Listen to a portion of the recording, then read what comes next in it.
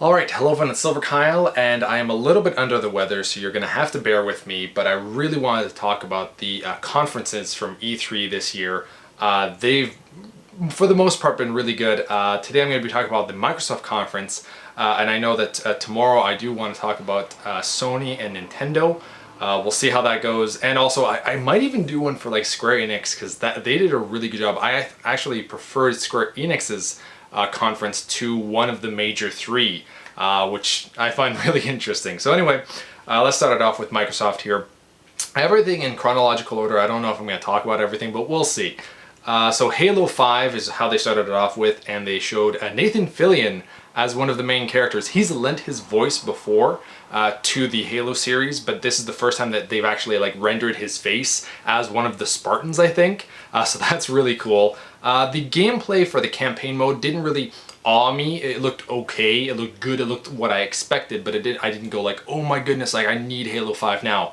What made me feel that way was the multiplayer Warzone, where that was just brutal. So much was going on. They said that I think it's up to 24 players, but they're also adding in AI, if I heard them correctly, kind of like what I assume is Titanfall. So Titanfall, when you're playing around, you're against people and also AI. So I'm assuming that that's what they're going to go with for Halo 5. So it feels like there's more people and there's lots more going on, and that's exactly how Warzone felt. It felt like a Warzone, and that's what makes me really want to play Halo 5. Next up, they showed a game with Keiji Inafune working with Microsoft. I was surprised by that, but he's making a game called ReCore, which they didn't really show any gameplay. They just showed like a trailer of, it's this human female with a gun walking around with this robotic dog, and when the robotic dog kind of like died, she took his soul gem and put it into another robot, and you just constantly have other robots. So I guess, like a co-op, or maybe not. I don't necessarily know if it's co-op, but you get to always have this other character going around with you in these robotic forms. What I think it will remind me of is kind of like Knack, how Knack constantly changed his size depending on what he needed to do. And that's, I think, what is going to be happening with this game. You're going to constantly change the soul gem from this robotic being that's with you into other robotic smaller beings or bigger beings. Beans. This game's about beans. You know, there's soybeans, kidney beans. Anyway, yeah. So that it looks interesting, to say the least. Next up is backwards compatibility. See, I'm messing up all my words. I really am under the weather. Backwards compatibility for the Xbox One. So you're going to be able to play, I think at the beginning they have 22 games right now, 18 or 22 games that you can play right now on the Xbox One that are 360 games you can put in your 360 disc, or if you've digitally downloaded it, which is nice, if from the 360 it will transfer over to the Xbox One. You don't have to double dip again. Really cool there. And they're going to slowly increase more. I think by the end of the year they're hoping for 100, and they're going to continue going from that. So that's really cool in my opinion. I don't think I'm going to necessarily use it now because I have my Xbox One and 360 right beside each other, and they're both hooked up to the TV, so I can play them at any given moment. But when the Xbox One is considered as an old console in 10 years or so from now, I'm gonna probably only have the Xbox One, and I'll put away the 360. So that's really cool.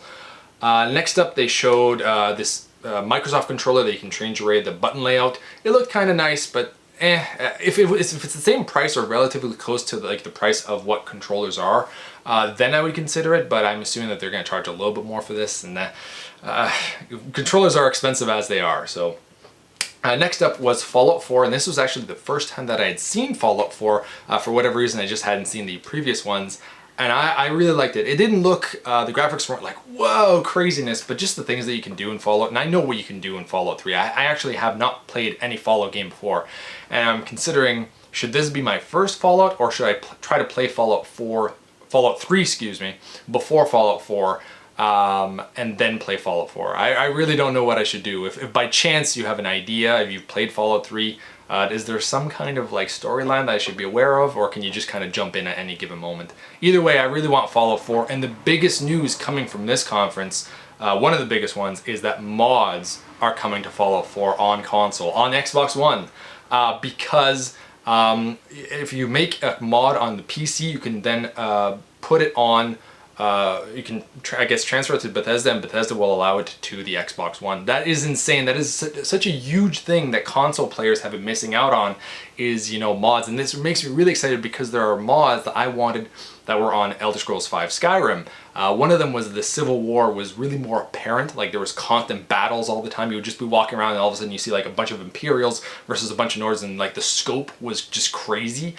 So that I would have loved to have played. Hopefully, if this goes by well with Fallout 4, every future game from Bethesda and maybe even other developers will allow mods. So I'm just thinking Elder Scrolls 6 with mods would be insane. That would be awesome. Next up, they showed EA Access. They're launching Titanfall on it and Dragon Age Inquisition. It's $5 a month. I'm not going to go for it though, but you do get to play. There's a bunch of games that they have in the vault. One of them, Titanfall, is now there, I guess. Dragon Age Inquisition will be there over the summer. They have a bunch of sports games on there. Garden Warfare, Plants vs. Zombies Garden Warfare 1 is on there already. It's nothing new because, I mean, it launched last year, I believe. But you get early access to certain games as well, and you get discounts for digital games, like 10% off if you have this. But it's an additional $5 that, you know, I want physical copy games, not digital. But if you're cool with digital, not a bad idea if you like a lot of these series already. If you're just getting into an Xbox One, or I'm assuming PS4 as well, this is an awesome way to go. They showed Plants vs. Zombies 2, the trailer for that. They didn't really show any gameplay. Well, they showed a little bit, and it looks fun. They just showed a bunch of characters, and I was super psyched the first time around for Garden Warfare, and I love it. I've been playing a bit of it over the last little while, actually. So like, more of this is always welcome. Next up, they showed Forza 6. Looked good, but I'm not into racing. Dark Souls 3 also looked good, but I'm not really into the Dark Souls series. I want to get into them, but I'm so busy. Next up, they showed a bunch of indie games, and I think that everybody noticed one specific game. There's quite a few that they kind of flashed, and then they had, like, I think 4 of them, like, given actual time. And the one that really stuck out in my mind, even when they did the quick flash, was a game called Cuphead, which is a 1930s cartoon. And when I saw this, it reminded me of a Mickey Mouse cartoon where he's on a tugboat and whistling and tapping his foot, and then like this big bearded character showed up, and there was a big bearded character in Cuphead, and I was like, this is exactly that. Like, it just reminded me of that specific cartoon that I had seen like 20 years ago. But I'm assuming like the cartoon was much older than that. I don't know if it was from the 30s. I don't know how old Mickey Mouse is. But either way, it reminded me of that. And the game just looks like a 1930s cartoon. It looks awesome. And it looks like it's 2 players. My girlfriend was really excited for that. So I think that's one of the few indie games that I will pick up. Just because I'm not sure about indie games sometimes. I really have to read reviews, but this game caught my eye. Next up is Rise of the Tomb Raider. Looks awesome once again. Next up, they showed Rare Replay, but we knew about Rise of the Tomb Raider. That's not why I'm spending time on it. Next up is Rare Replay, 30 games for $30. That's insane. It's actually $40 here in Canada. But okay, by chance, if you live in Canada, check out Amazon.ca, or even Best Buy is okay, but Amazon.ca right now is, if you buy 2 games, you get 20% off, or if you buy 3 games or more, you get 30% off almost all these E3 games. So Canada has, you know, been really hit hard with the money going up for games. Like, it's up to like $70, sometimes even $80 on some games, which is ridiculous. I think that's just Amazon trying to be safe, and then they'll lower the price afterwards. But anyway, you get 30% off almost all these E3 games, so it's awesome. So Rare Replay was there for $40 here in Canada, $30 for, I guess, America. So with the 30% off of the $40, it's actually less than what the United States is paying. So that's really cool. So check Amazon.ca if you get the chance. Next up, and it's just, you know, a ton of Rare games, like Banjo-Kazooie, Viva Pinata. And what I think here, also, I just want to spend a little bit of time on this, is that if Rare might be looking at what achievements are being unlocked in those certain games. So if everybody's playing Banjo-Kazooie and nobody's playing Viva Pinata, for example, then they might say, okay, well, let's make another Banjo game because everybody seems to really like it. They're all playing that. So, you know, depending on what games get the most achievements, we might see future sequels for that. So please, you know, play Viva Pinata. I would really like a sequel to that game, to those 2 games. That would be awesome. Anyway, next up was the next Rare game. Finally, Microsoft is making allowing Rare to make games, and Sea of Thieves is the game. It's a pirate game that feels like Rare. It's not, you know, realistic. It's very vibrant, colors flashing everywhere.